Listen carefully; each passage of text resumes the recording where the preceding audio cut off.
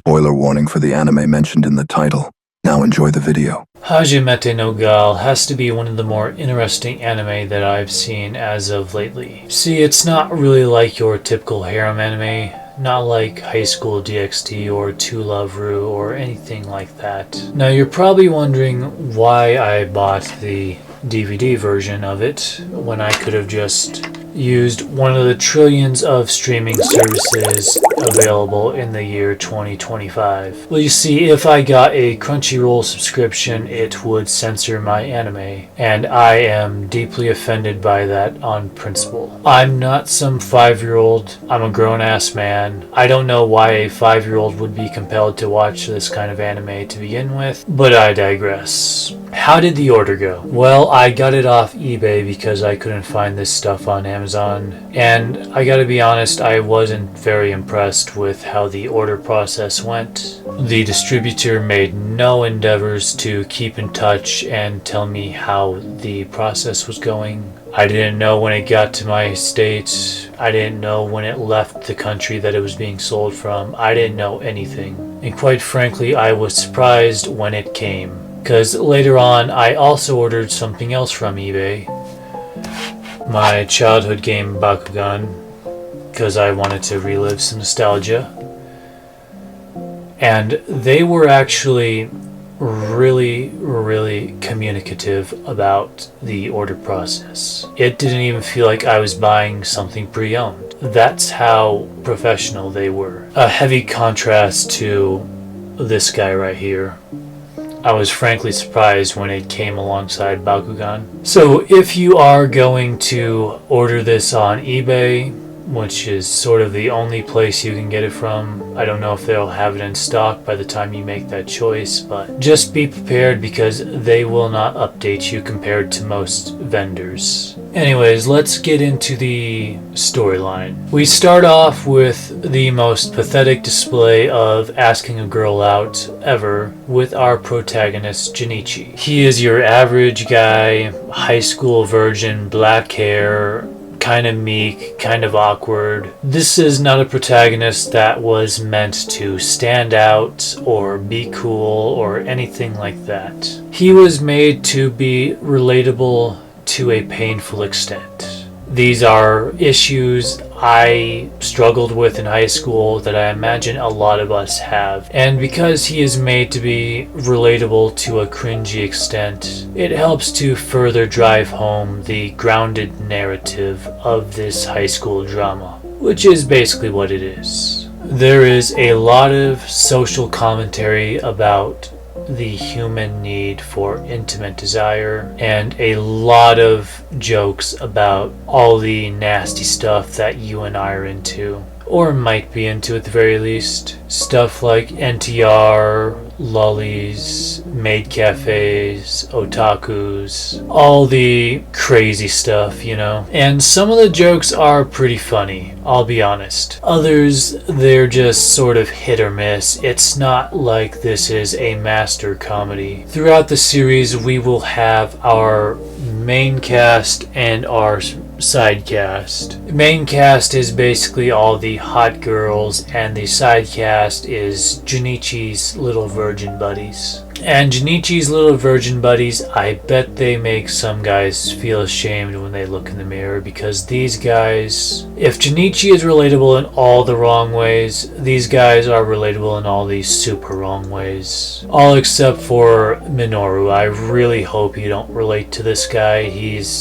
This dude is just straight up EDP. He gets a lot of hate from the Hajimete No Gal fandom, and I cannot really say I blame them. I will say, however, he's still 15, as creepy as he is, and he's clearly seen some stuff he was not ready for as a kid. It's not too late for the guy to get therapy, or any of them really, but he really does need it. Now, what about the female cast? Well, you have all your typical archetypes. You have the main female lead, Yukana. She's pretty much the Rias Gremory of the show. You have best girl, Ronko, who is straight up crazy. She is a thirsty ass lesbian who wants to get in Yukana's pants and doesn't really like Junichi because he also wants that. She had the interesting idea to basically take his V card and file him so that he could no longer give his first time to her crush. Now, the show makes it blatantly clear she's a lesbian, but I don't think you have this kind of plan unless you're bisexual, at least to an extent. Ronko, however, definitely leans more towards the lesbian side, even if you do think she's bi. You can be bisexual and still be more attracted to one gender than the other, but she's definitely a girl lover at the very least. And then you have Nene. She's our big titty lolly basically, and this is the protagonist's curse. What does differentiate him from other virgin protag leads is he does have girls that want him. Two in particular, Nene and the one we'll talk about next. He's a normal dude still. He's not so desperate he doesn't have standards, which I think is probably one of his more likable qualities. He wants to get his sword polished, but not by just anyone or anything that breathes. And because she's basically his childhood friend and looks like a fucking 8-year-old, despite her chest size, he doesn't go for her. It would be all too easy for him to get rid of his virginity, though, with this chick. She is thirsty. Just plain thirsty. It's insane. Granted, she's not the thirstiest character, but she has straight up tried to seduce him, break into his house, all that raunchy stuff. So she wants to bang him and he doesn't want to bang her. That's one girl crossed out. And finally we have Yui. She is a girl with narcissistic traits. I don't believe she's a full-on narcissist because she has portrayed subtle character development and maturity throughout the series, but she pretty much starts it off with the biggest ego imaginable, and it sort of de-escalates from there, sort of a subversion of the I will have this guy and you will pay for getting in my way type of storyline that we see a lot of. But she is the other girl that wants Junichi. It's actually pretty crazy. She straight up sees him like a dog that needs a collar. And she's also got an alternative internet persona called Mistress Boa, a live streamer pretty much. It's an interesting double life for a fictional character, and once again really helps to give us a more grounded setting. And this is something they do pretty well, is they subvert your expectations. Because Junichi is your average loser type protagonist with no confidence, you don't really expect anything to come out of this relationship. You really do think it's going to be an endless cycle of mediocrity and cringe. And there is a lot of cringe in this anime. I'll be honest, it's very cringy at some points. But you can get through it with enough willpower. All the same, because they set this standard of mundanity, it actually becomes exciting to see the relationship progress in any small way, which ultimately does become somewhat meaningful in the end. You actually feel happy and proud once he does get somewhere with Yukana, even if it's just a little bit of bonding, which it generally is. Whether it be them singing karaoke or watching fireworks at the beach and then stumbling upon him after a rough patch in his night. Many of these small moments are pretty meaningful, and it makes you feel invested in the relationship. The anime does a good enough job threading the story along. Nothing ever feels too forced or unnatural for the most part. You have all the girls getting their respective episodes to shine and have their characters fleshed out. while giving us a little bit of that good relationship drama in between. Finally, you have the one episode that gets to the point where they all decide to spend some time together, and they play this silly sort of 7 minutes in heaven type game. Cringe ensues, but they get through it and decide, hey, I like spending time with everyone, let's go to the beach. So you had that one episode, and then you're like, wait, we don't have money for the beach, let's get a job. There you go, Maid Cafe episode. Okay, we have the money for the beach. Let's go to the beach. Beach episode. It's 3 major episodes all strung together to create a consistent plot line out of 3 story beats. So the writing is decent enough for what it intends, and because it once again has that grounded reality plot line of high school drama where no one's ever really doing backflips and fighting with swords, it's easy to keep this consistency within the story. Like I said earlier, there's a lot of social commentary on toxic dating and how being too desperate to get laid can ultimately sort of make you more socially anxious and unhappy. I feel like this anime hit a little too close to home for a lot of men, but it does sort of help, I guess. The Maid Cafe episode was pretty good. We get to see some insanely ugly ass weeboos. These guys are made to be comically gross looking and act just as hedonistically, and it's pretty funny. Like, just these guys' faces will make you laugh. And then you have the beach episode. That was another banger. You had the girls go to the hot spring. You had creepy guy go to the other hot spring. Don't ask why.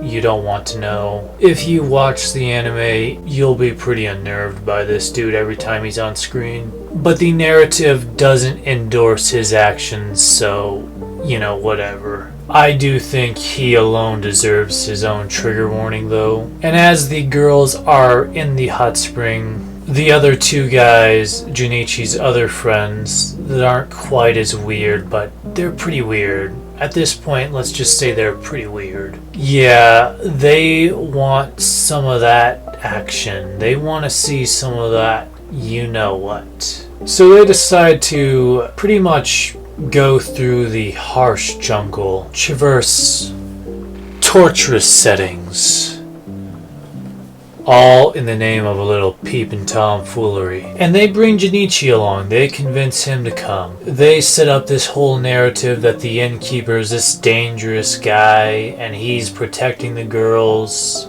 dignity. They do all this because in a prior episode, Junichi set them up. He turned his back on the homies in favor of the homettes. And they're a bit salty about that. So he accidentally sets a trap off, or what he thinks is a trap that will stop the guys from peeping. And they're like, haha, you fell for our trap. Boop. See, we actually planted that there. We wanted you to set that off. What? Why? Why would you do this to your buddy?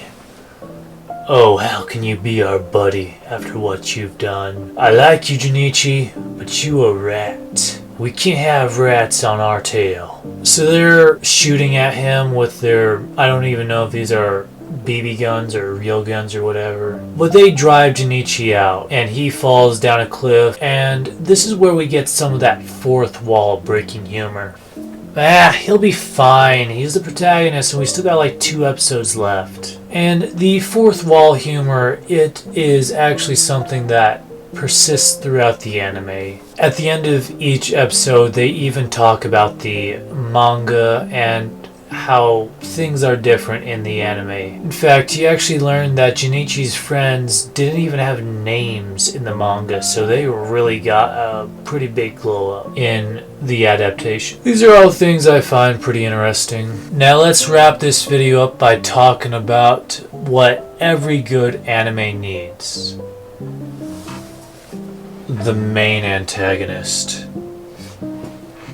Yeah, he's just some generic boy. Apparently the final boss of the series is Yukana's old friend. I don't even remember his name. I don't care. He's not important. He's just, I don't know, an obstacle, I guess. And Junichi senses this guy's perceived riz. He's like, this guy's a total Chad. He's stronger than me. He's more charming than me. He's handsomer than me. God, Yukana's all over him. Just look at her. And I kid you not, it has been a while. Given what happens next, it has been a while since a fictional character has pissed me off as much as Junichi has. Again, I think this is social commentary. His actions, much like Minoru's creepacity, are shamed by the narrative, so this isn't like Velma or She-Hulk where bad behavior is rewarded. That's why this anime doesn't suck. The writing choices are treated appropriately. And I'm gonna keep it real with you. Junichi had his incel arc. He's like, yeah, I bet you really like that guy. I bet you like him more than me. Oh, the way you guys were just flirting and canoodling, it just disgusted me.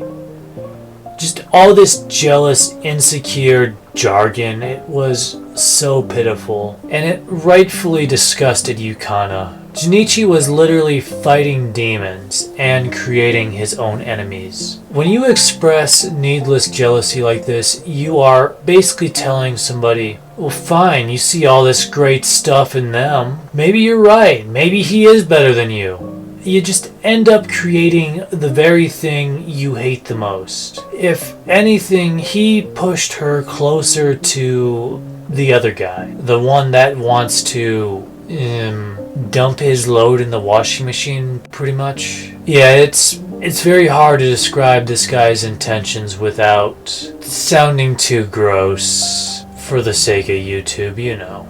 So Junichi drives Yukana off. He goes on his little pity party. I cannot tell if his friends were helpful or harmful in their advice that they were giving him. It kind of seemed like they hurt him as much as they helped him in terms of moral support. But here we get the NTR and cuck jokes. One of them actually made me chuckle a little. And finally we have the girls meet up. After a narcissist chick and big titty lolly sort of condemn Junichi's actions. Because he's not being a good man. He really isn't being a good man. He's being a weak loser and sort of hurting his woman. You hate to see it. So Yukana's sort of crying. She's like, I thought I knew him, but I guess I was wrong. And she's got every right to be upset. His behavior was just gross. It was pathetic. He was genuinely acting like a total incel. But eventually, Ranko gets mad. She confronts Junichi, sort of screams some sense into him.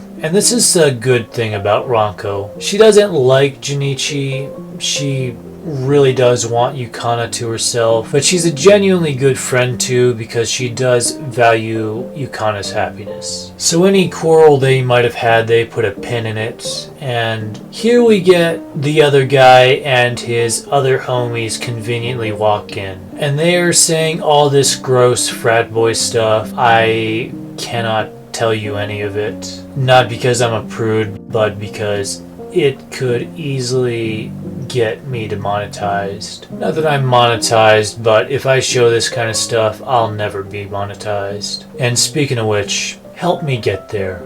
Subscribe to the channel right now. Anyways, it's here that they take it outside. Junichi finally grew a pair and stood up to really mean, horny dude. And here he's showing he cannot fight, but he will not back down. You get a little leg biting action, a promise me you'll never talk about her that way again type of deal. It's well intentioned, I guess. Finally, Ranko comes in, shows why she's best girl. Junichi's friends come in, everyone fights, and while they're fighting, Junichi goes and makes up with Yukana. They have their last date. The romance is teased, but never pushed over the line. I'll let you watch the final episode for yourself. It's not worth spoiling. Now, would I say the anime is worth it? Not necessarily. Like, I bought the DVD, as I mentioned, because I was angered by the idea of Crunchyroll censoring my anime. That is a pretty weird hill to fight on, but it is one I will proudly fight upon. If you don't mind needless censorship, then go ahead and just watch it on Crunchyroll. I guess you'll enjoy it. But otherwise, it's not going to touch your soul or anything. This isn't Bleach or One Piece or Solo Leveling or Invincible. It's a drama, but it's pretty good.